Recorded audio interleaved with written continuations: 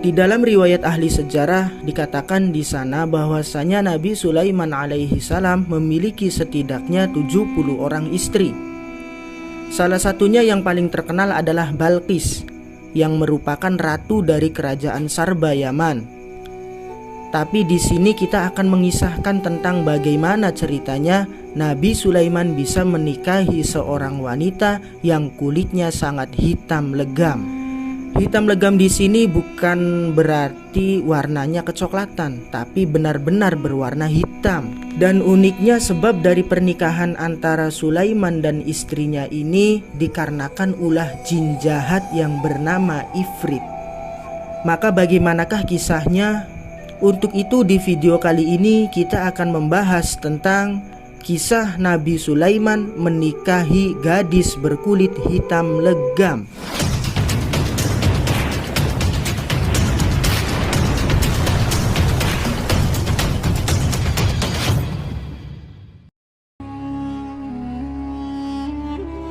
Assalamualaikum warahmatullahi wabarakatuh. Sobat Al-Hikayah yang dimuliakan Allah Subhanahu wa ta'ala, semoga kita selalu dalam keadaan sehat walafiat dan berada di lindungannya, amin ya rabbal alamin. Seperti dikisahkan di dalam riwayat para ahli sejarah, Nabi Sulaiman alaihi salam memiliki sebuah cincin yang bertuliskan nama Nabi Sulaiman dan Allah Subhanahu wa ta'ala. Melalui perantara cincin inilah Allah Subhanahu wa ta'ala turunkan keajaiban mukjizat-mukjizat kepada Nabi Sulaiman alaihi salam. Dan adapun setiap sesuatu yang bertuliskan di sana ada tulisan nama Allah dan nama Nabi, maka benda itu tidak boleh dibawa ke sembarangan tempat. Misalnya dibawa ke sebuah toilet. Karena dari itu setiap kali Nabi Sulaiman hendak buang hajat, ia selalu melepas cincinnya dan menitipkan kepada pengawalnya. Bahkan teman-teman, ketika Nabi Sulaiman tidur pun cincin itu dilepas dan diletakkan di sebelahnya. Sobat Al-Hikayah yang dimuliakan Allah Subhanahu wa ta'ala, pada suatu hari Nabi Sulaiman dan pasukannya hendak melakukan perjalanan untuk menuju ke suatu tempat. Maka berangkatlah mereka menggunakan angin. Karena teman-teman, kekuasaan Nabi Sulaiman tak hanya bisa menundukkan jin, hewan dan manusia, bahkan angin pun tunduk kepada Sulaiman. Tentunya atas izin dari Allah Subhanahu wa ta'ala. Akhirnya Sulaiman dan rombongannya terbang menuju suatu tempat. Nah, ketika mau sampai di lokasi tujuan, Nabi Sulaiman memperlambat kecepatan anginnya. Ketika itu matanya sempat terpana melihat ke arah bawah.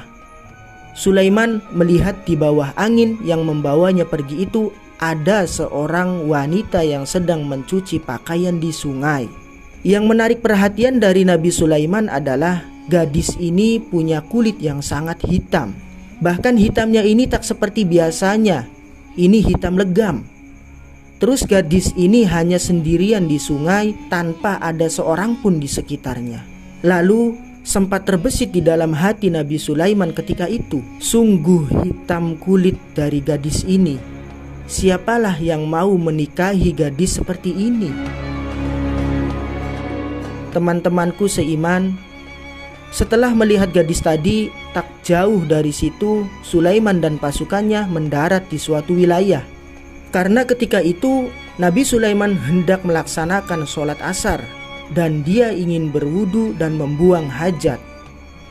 Karena ketika itu teman-teman, belum turun syariat sholat wajib 5 waktu di zaman Nabi Sulaiman. Sholat hanya diwajibkan 1 kali, yaitu ketika waktu asar saja. Dan ketika Sulaiman hendak berwudu, beliau melepas cincinnya dan dititipkan kepada pengawalnya.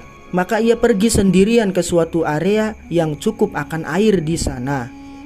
Akhirnya teman-teman, tak lama ketika itu jin Ifrit merubah wujudnya menyerupai Nabi Sulaiman. Ifrit keluar dalam bentuk Sulaiman, datang menemui pengawalnya tadi. Kemudian dia minta cincin yang dititipkan Sulaiman. Pengawalnya pun langsung memberikan tanpa rasa curiga. Padahal orang yang ia kasih cincin adalah Ifrit yang menyamar menjadi Sulaiman. Sementara itu Nabi Sulaiman yang asli masih berada di area yang ada air itu. Ia belum selesai mengambil wudhu, namun Ifrit mendahului Sulaiman. Setelah itu Nabi Sulaiman asli keluar dari tempat mengambil wudhunya. Ia meminta cincinnya kembali kepada pengawalnya. Lantas pengawalnya pun bingung, karena baru saja ia memberikan cincin kepada Nabi Sulaiman. Akhirnya teman-teman, ketika itu terjadi kebingungan di antara para pasukan dan penasihat kerajaan. Maka dipilihlah oleh mereka Sulaiman pertama yang mengambil cincin, merupakan Sulaiman yang asli. Lalu rombongan ini melanjutkan perjalanan dengan meninggalkan Nabi Sulaiman yang asli di tempat tersebut. Setelah itu Nabi Sulaiman pun berjalan sendirian, tak jelas arahnya kemana. Maka sekian lama ia berjalan, akhirnya Nabi Sulaiman tiba di suatu perkampungan nelayan di pantai pesisir. Dilihatnya dari jauh ada seorang nelayan yang hendak melaut. Karena perut Sulaiman sudah mulai merasa lapar, akhirnya ia mendekati nelayan itu dan ia meminta izin untuk ikut mencari ikan kepada nelayan tersebut. Tapi nelayan itu menolaknya dan tidak mengizinkannya. Maka berangkatlah nelayan tersebut mencari ikan. Sementara itu Nabi Sulaiman hanya duduk saja di tepi pantai, bingung tak tahu apa yang harus dilakukan. Singkat cerita, nelayan tersebut pulang. Ia mendapatkan tangkapan ikan yang lumayan banyak. Di tepi pantai, sang nelayan melihat Nabi Sulaiman sedang tertidur. Karena merasa iba, akhirnya sang nelayan memberikan beberapa ikan hasil tangkapannya kepada Sulaiman.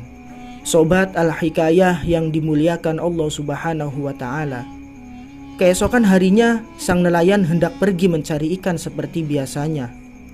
Dia masih melihat Sulaiman yang sedang duduk di tepi pantai, seolah-olah bingung hendak melakukan apa. Akhirnya pulanglah si nelayan dari menangkap ikan. Tapi sialnya hari itu yang hanya mendapatkan ikan 1 ekor saja. Dan rasanya tak mungkin jika ikan itu dibagi kepada Nabi Sulaiman yang ketika itu masih duduk di tepi pantai menunggunya. Karena sang nelayan merasa tak tega, akhirnya diajaklah Sulaiman bin Daud ke rumahnya untuk makan bersama. Kita tahan kisah ini. Ketika itu di istana kerajaan Sulaiman yang dipimpin oleh Nabi Sulaiman palsu, terjadi kebijakan-kebijakan yang memberatkan masyarakat. Semakin hari si Ifrit yang menyamar menjadi Raja Sulaiman ini mengeluarkan kebijakan-kebijakan yang tak masuk akal. Dan hal itu semakin menyengsarakan rakyat.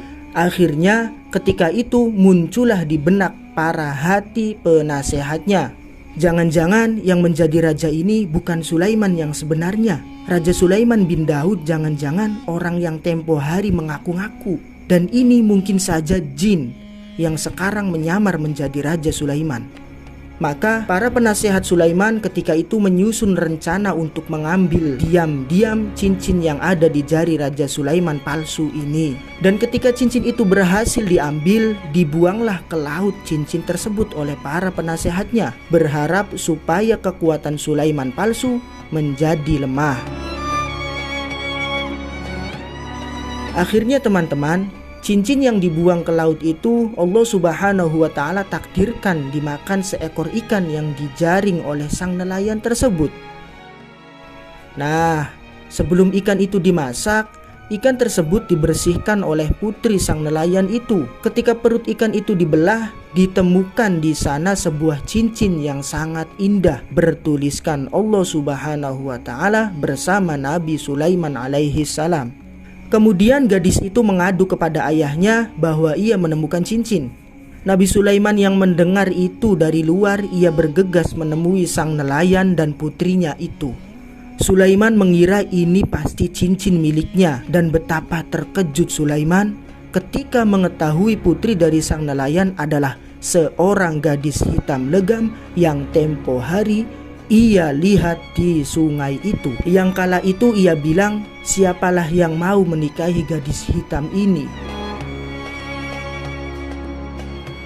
Teman-temanku seiman, lalu Nabi Sulaiman pun mengaku bahwasanya cincin itu adalah miliknya dan ia minta kembalikan kepadanya. Namun sang gadis tak mau memberikan cincin itu kepada Sulaiman karena gadis inilah yang menemukannya di dalam perut ikan. Dan ketika itu sempat terjadi perdebatan di antara keduanya memperebutkan cincin temuan itu. Akhirnya sang ayah gadis ini memberikan solusi bagaimana jika Sulaiman menikahi putrinya ini supaya cincin itu menjadi milik kalian berdua. Singkat cerita, menikahlah Nabi Sulaiman dengan gadis berkulit hitam legam itu. Dan pada akhirnya cincin itu bisa kembali lagi ke jari Nabi Sulaiman. Nah, setelah keduanya resmi menjadi suami istri, akhirnya ketika itu Sulaiman hendak pulang ke kerajaannya dengan membawa serta istrinya ini. Di dalam perjalanan menuju istana, Nabi Sulaiman berpikir, ia takut istrinya yang hitam legam ini akan diejek oleh orang-orang di kerajaan, sehingga akan membuat istrinya ini malu dan berkecil hati. Lalu Nabi Sulaiman berdoa kepada Allah Subhanahu wa Ta'ala supaya istrinya ini tidak diolok-olok oleh orang di kerajaannya. Singkat cerita, Allah Subhanahu wa Ta'ala mengijabahi doa dari Nabi Sulaiman ini. Kulit istrinya ini berubah menjadi putih bersih dan parasnya menjadi sangat cantik luar biasa. Teman-temanku seiman, setelah Sulaiman dan istrinya sampai di istana, ia pun memimpin kerajaan seperti biasanya. Ia mulai merubah kebijakan-kebijakan yang dibuat oleh Sulaiman palsu menjadi kebijakan yang menguntungkan rakyat, sehingga terciptalah keadilan seperti sedia kala di rakyatnya tersebut. Terlepas dari benar atau tidaknya kisah ini, kita sebagai umat muslim patut cukup mengambil hikmahnya saja, bahwasanya tidak boleh merendahkan ciptaan Allah Subhanahu wa Ta'ala karena semua sama di mata Allah Subhanahu wa Ta'ala. Dan rezeki sudah ditakdirkan untuk kita, tidak mungkin salah dan tidak mungkin tak sampai kepada kita jika Allah Subhanahu wa Ta'ala sudah mentakdirkan itu semua. Wallahu a'lam bishawab. Jadi itulah kisah tentang Nabiullah Sulaiman menikahi gadis berkulit hitam legam. Semoga kisah ini bermanfaat. Lebih dan kurangnya mohon dimaafkan. Yang benar datangnya dari Allah Subhanahu wa Ta'ala. Khilaf atau keliru itu datangnya dari saya pribadi sebagai manusia biasa. Sampai ketemu di kisah-kisah seru yang penuh makna selanjutnya. Saya akhiri. Wassalamualaikum warahmatullahi wabarakatuh.